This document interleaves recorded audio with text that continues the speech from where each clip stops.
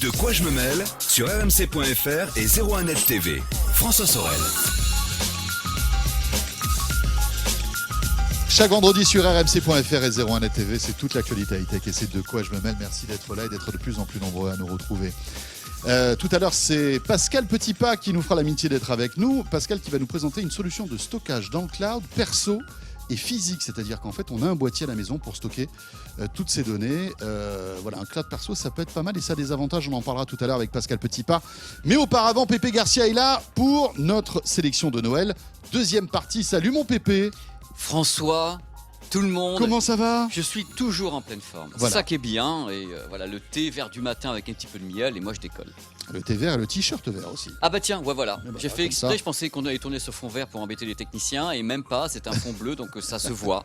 Donc c'est dommage, je pensais vraiment les ennuyer et j'ai même pas réussi donc je suis absolument déçu, c'est grotesque. Dans un instant, la deuxième partie donc des coups de cœur de Noël de Pépé Garcia. Mais auparavant, les amis, regardez ce qu'on a entre les mains. On a peut-être la solution de divertissement de demain, du futur. Peut-être qu'on aura tout ça sur la tête pour regarder des films, pour écouter des concerts, pour s'immerger un petit peu dans tous les contenus qu'on aime bien. Non, Pépé ? Alors non, bonjour, oui tout à fait. Alors je vais d'abord dire ce que c'est. Alors c'est une marque qui s'appelle Royal. Vous tenez le Moon.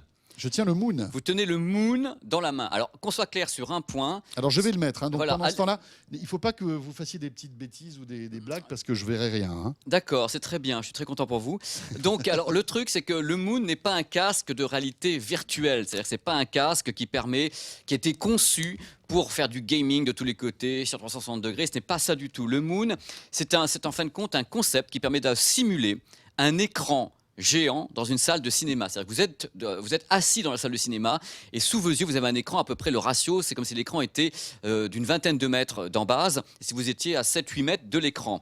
Alors c'est le but de la manœuvre, ça travaille en 2D et en 3D.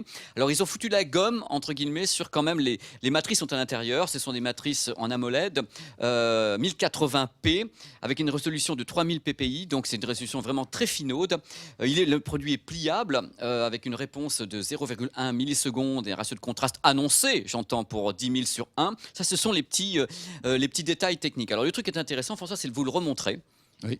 La bestiole, c'est qu'en fin de compte, pour une fois, c'est comme s'il y avait un casque audio, un vrai casque audio sur lequel on a greffé une visière. C'est-à-dire qu'on pose un vrai casque audio avec les coussinets à mémoire de forme et tout sur les oreilles.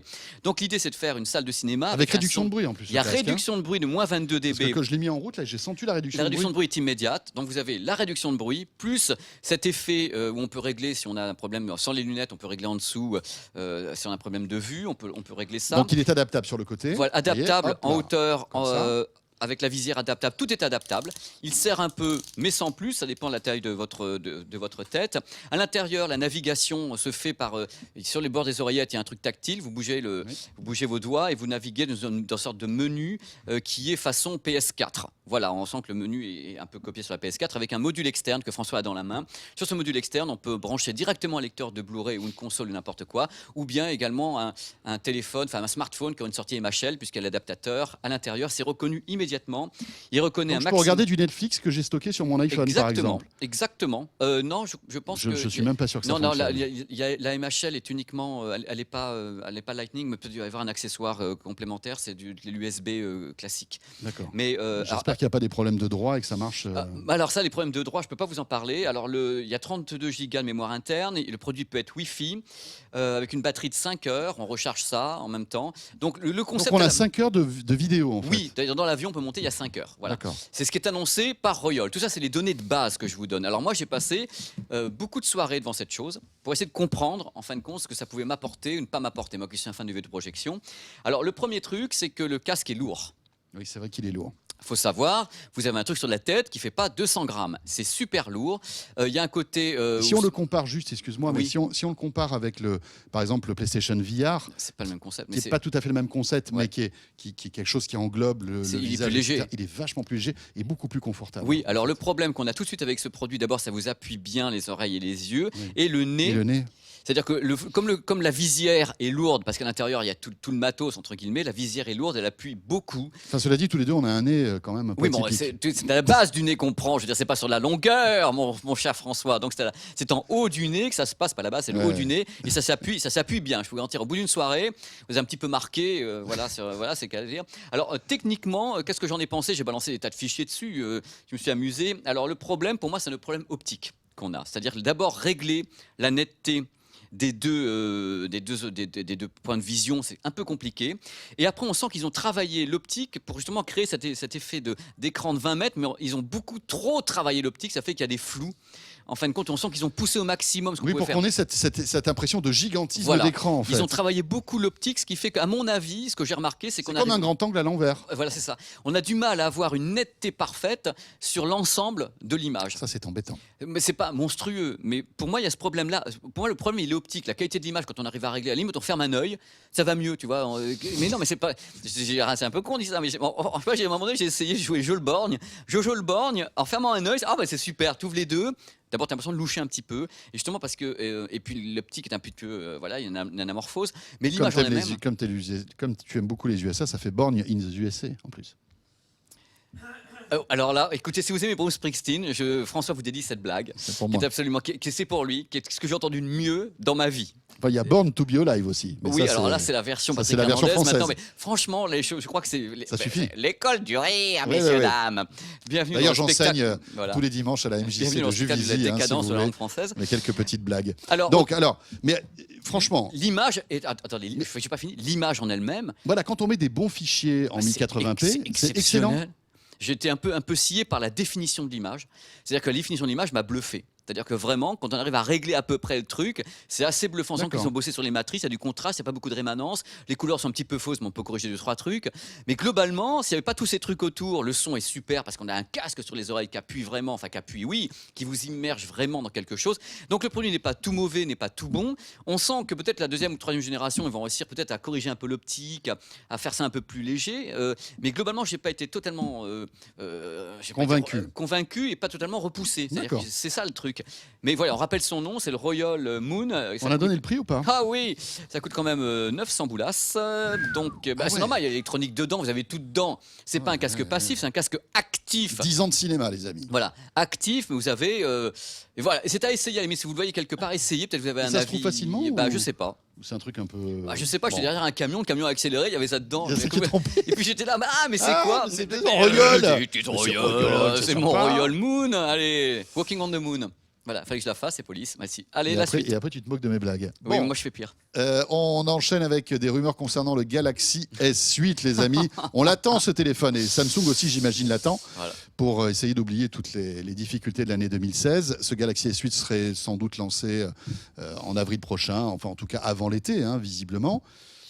Qu'est-ce qu'on sait? Il y a des petites rumeurs qui traînent ou pas? Moi, je ne vais pas parler de l'absence du bouton Home ou de l'écran. Moi, je vais parler de la rumeur sur l'absence de la prise mini jack. Oh là là là là, attention! Vous savez, cette fameuse prise mini jack qui a disparu de l'iPhone, mais qui avait disparu avant de modèles Oppo, de modèles Leco, de modèles Lenovo. Je veux dire, c'est pas une nouveauté qu'on essaye d'enlever la prise mini jack.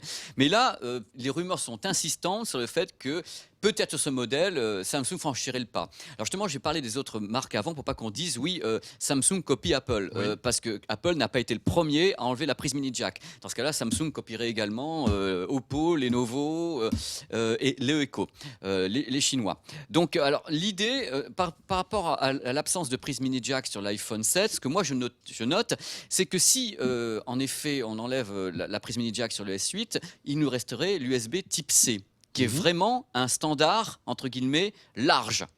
Ce qui serait peut-être pour moi un peu plus, je ne sais pas quel mot dire sans contrarier les gens d'Apple. Apple, c'est la paroisse. Ils enlèvent, ils laissent le port Lightning, tandis que l'USB Type C serait donc généralisé sur de nombreux produits de plusieurs marques.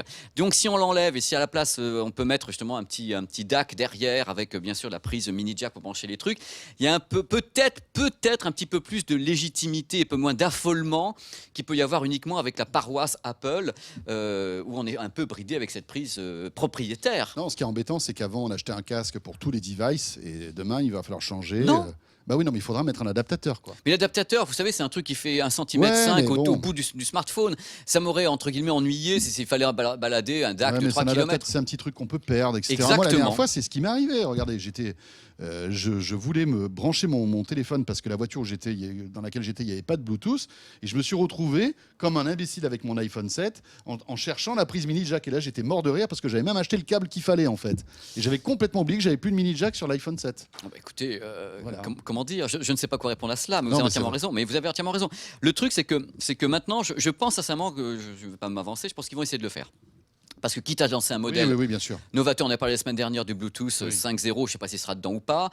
L'écran, on va voir s'ils vont le modifier. Ils vont essayer de certainement faire un écran sans aucun bord. Ils vont certainement essayer d'enlever le bouton Home. Et pourquoi pas enlever donc la prise mini jack. Mais on testera, je dirais, ils livreront un truc avec. Mais s'ils le font, ils donneront d'idées à d'autres personnes pour essayer de faire passer le son donc en numérique par l'USB Type C, qui est donc un standard mondial de plusieurs fabricants. Donc à voir. Mais ça va être intéressant de voir aussi la stratégie de Samsung. Est-ce qu'elle va suivre un petit peu l'innovation d'Apple en enlevant cette prise mini jack? C'est pas une innovation d'Apple, c'est une innovation à la base de Oppo qu'il a fait en 2012. Oui, mais on va dire que c'est un gros industriel Bah qui, a, oui. qui a pris la décision de l'enlever. C'est Tout à vrai fait. que, il y Il y avait Oppo, il y en avait 3 marques qui l'ont fait avant. Mais ce qu'il y a, c'est les marques qui ont moins de coffres, C'était moins de il y avait moins dimensions. d'impact médiatique. Oui, évidemment.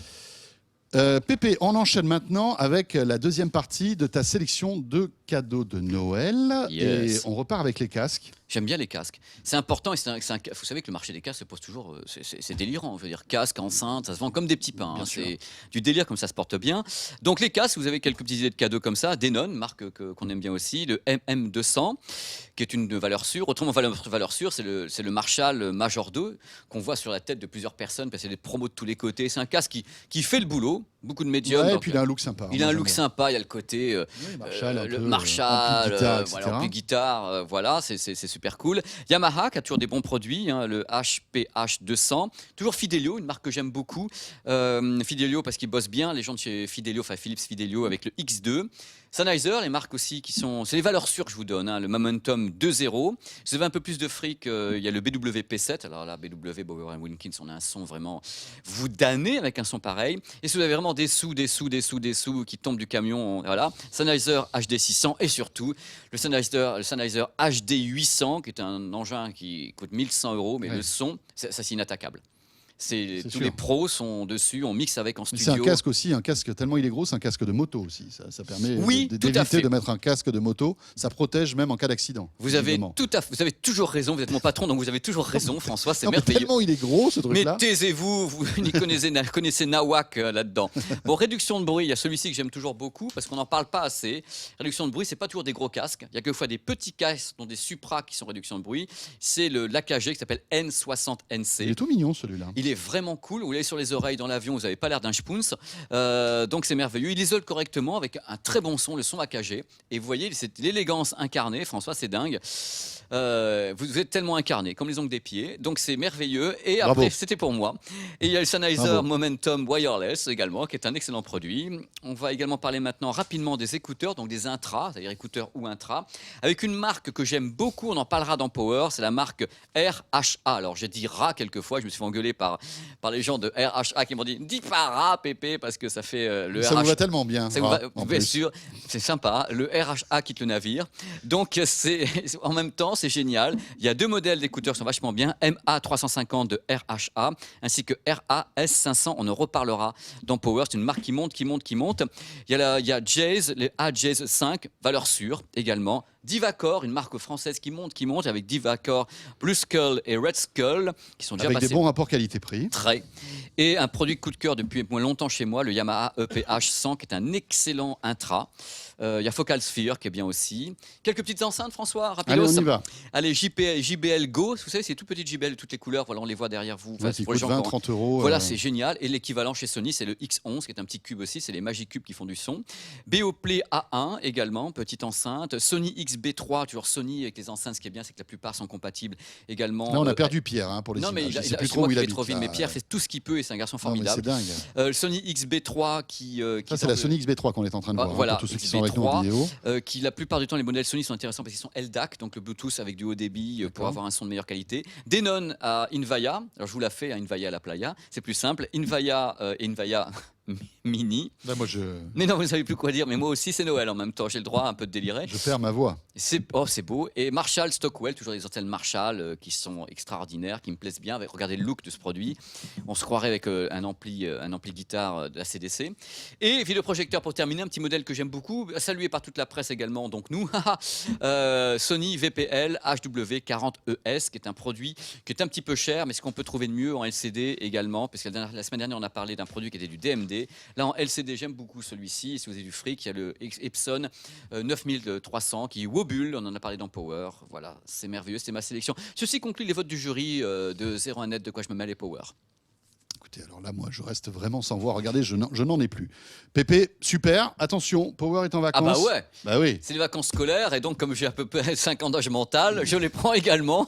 Donc je C'est prends ça. mes vacances scolaires. Et on se retrouve pour le CES de Las Voilà, Vegas, au mine de CES, rien. Voilà, et- on sera là, première semaine de janvier Voilà. à Las Vegas pour vous faire vivre ce grand rendez-vous dédié à toutes les nouveautés high-tech.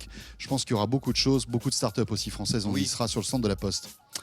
Bon, Pépé, mais moi je souhaite un joyeux Noël Joyeux et une Noël. bonne année à tous Ouais. les gens qui nous suivent et qu'on se courage surtout, parce que croyez-moi, c'est un sacerdoce de chaque jour d'arriver à suivre les émissions de Quoi je me mêle et de François Sorel.